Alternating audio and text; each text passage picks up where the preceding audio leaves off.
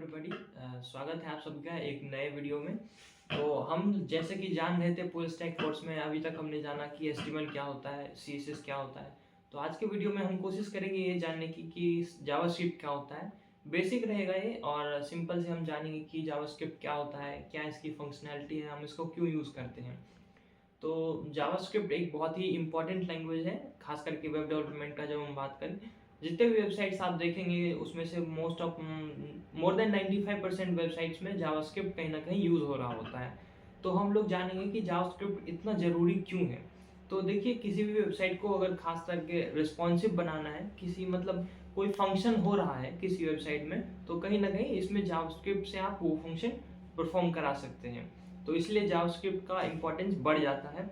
और इसके अलावा और भी बहुत सारी फंक्शनैलिटी है, बहुत सारी यूनिक फीचर्स हैं जावास्क्रिप्ट के। जैसे कि ये जावास्क्रिप्ट जो है सो आपके क्लाइंट साइड के सर्वर पे चलता है, यानी कि आपको मेन सर्वर से हमेशा कंटिन्यूस कनेक्शन बनाने की ज़रूरत नहीं होती है। तो इसके कारण ये बहुत एफिशिएंट होता है और इससे हम बहुत सारी और भी चीज़ें कर सकते हैं। और भी बहुत सारे फीचर्स हैं, जैसे कि ये काफ़ी वर्सेटाइल है, काफ़ी डिफरेंट सारे ब्राउज़र्स इसको सपोर्ट करते हैं।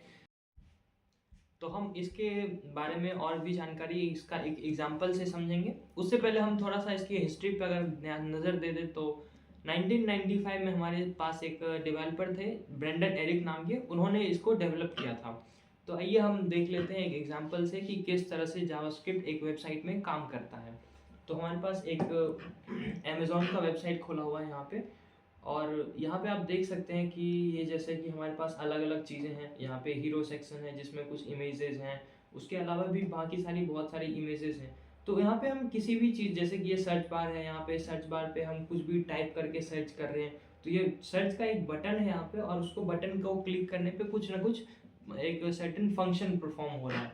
तो ये सारे फंक्शंस कहीं ना कहीं जावास्क्रिप्ट हैंडल कर रहा होता है। जैसे कि ये हीरो सेक्शन पे एक बटन है हमारे पास एरो की तरह, तो उस पर हम अगर क्लिक करते हैं तो इमेज स्लाइड होता है और दूसरा इमेज आता है। तो ये सब कहीं ना कहीं जावास्क्रिप्ट को हैंडल कर रहा होता है। तो ये बेसिक्स हमने जाना जावास्क्रिप्ट के बारे में। बहुत ही बेसिक सा लेक्चर था कि बेसिकली जावास्क्रिप्ट होता क्या है और क्यों हम यूज़ करते हैं, इसका क्या फंक्शनैलिटी होती है, बेसिक जानकारी हमने आपको दी। और इसके अलावा ये जो हमारा थ्योरी पार्ट चल रहा था हमारे कोर्स में, ये आज कंप्लीट हो गया। और नेक्स्ट डे से, यानी कि कल से आपको जो लेक्चर मिलेगा या नेक्स्ट जब भी आपको लेक्चर मिलेगा, उसमें हम कोडिंग पार्ट को कंटिन्यू कर रहे होंगे। हम HTML से शुरुआत करने वाले हैं। तो यही आज के लेक्चर के लिए था, इतना ही था। और थैंक्स, बने रहिए हमारे साथ और मिलते हैं फिर नेक्स्ट लेक्चर में।